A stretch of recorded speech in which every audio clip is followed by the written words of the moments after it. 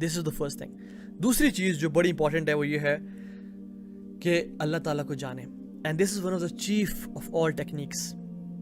اللہ تعالیٰ کے بارے میں جانیں کہ اللہ تعالیٰ ہے کون, وہ کیسا ہے, اس کی کیا کوالٹیز ہیں, اس کے نام کیا کیا ہیں, وہ کیا کرتا ہے, اس کی صفات کیا ہیں, اس کا میرے ساتھ کیا ایٹیٹیوڈ ہے, وہ کتنا رحیم و کریم ہے. جانیں اللہ تعالیٰ کے بارے میں.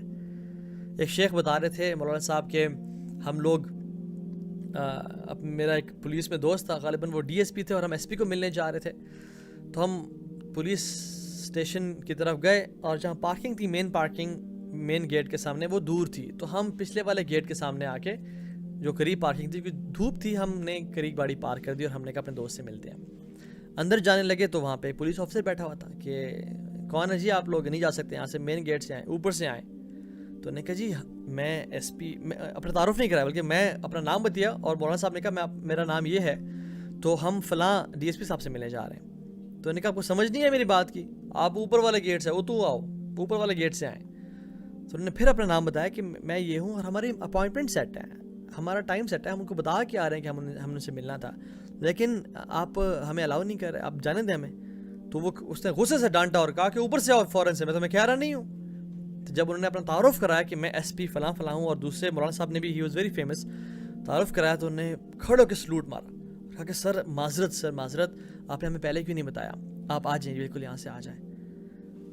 تو کہتے ہیں مولانا صاحب کہتے ہیں میں تو چلا گیا اور ساری ہماری ملاقات ہو گئی, لیکن اصل جو چیز مجھے ریئلائز ہوئی وہ یہ کہ ہم چاہے سارا دن بھی کھڑے رہتے ہیں نا, اور ان کو کہتے رہتے کہ ہماری اپوائنٹمنٹ سیٹ ہے, ہم ان کو جانتے ہیں, وہ ہمارا انتظار کر رہے ہیں, باہر دھوپ ہے, وہ لمبا راستہ ہے, ہمیں جانے دیں. انہوں نے ہمیں جانے نہیں دینا تھا جب تک ہم نے اپنا تعارف نہیں کرایا, اور وہ کھڑے ہو کے ان میں سلوٹ مارا.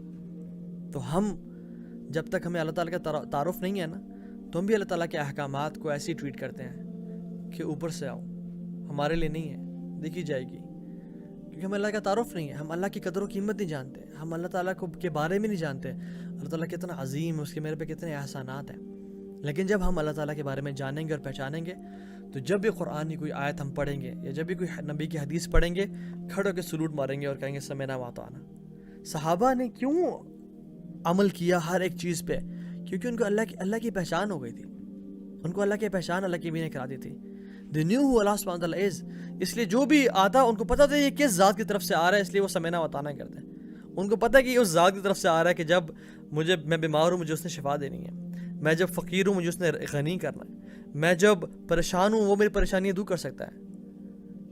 تو ہر چیز کا خالق و مالک وہ ہے.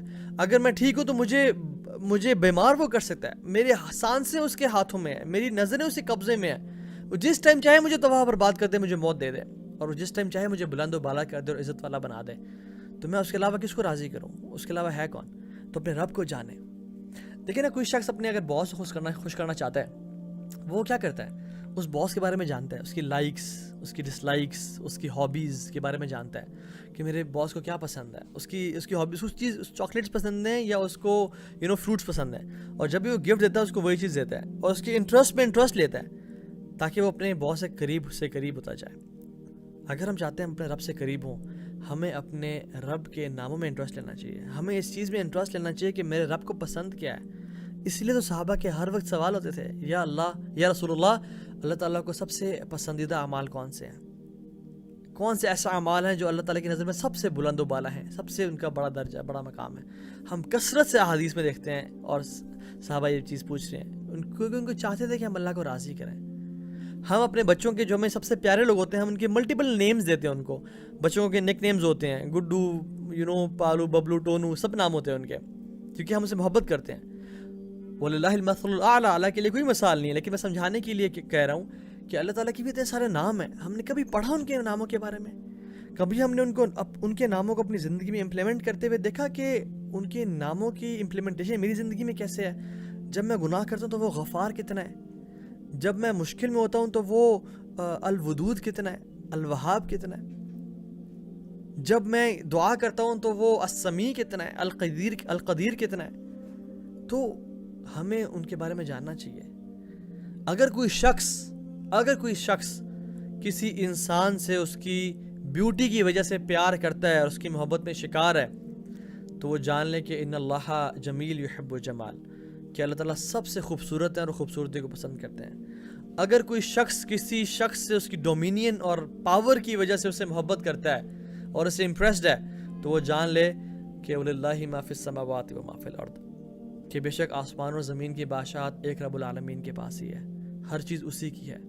اگر کوئی شخص کسی کی عزت کرتا ہے، کسی سے پیار کرتا ہے اس کی عزت اور مقام و مرتبے کی وجہ سے، تو وہ جان لے کہ تمام عزتیں وَلِلَّهِ الْعِزَّةُ جَمِيعًا، کہ تمام عزتیں اللہ تعالیٰ کی ذات کے لیے ہیں۔